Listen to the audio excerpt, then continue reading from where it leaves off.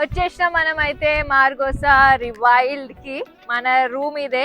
So మనం book చేసింది ఒక విల్లా అనమాట. సో మనకి ప్రైవేట్ పూల్ యాక్సెస్ కూడా ఉంటుంది మనకే పర్సనల్గా. సో లోపల ఎంటర్ అయితే ఇది ఒక వే.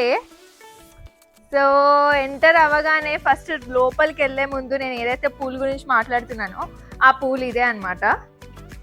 కనిపిస్తుందా మీకు? సో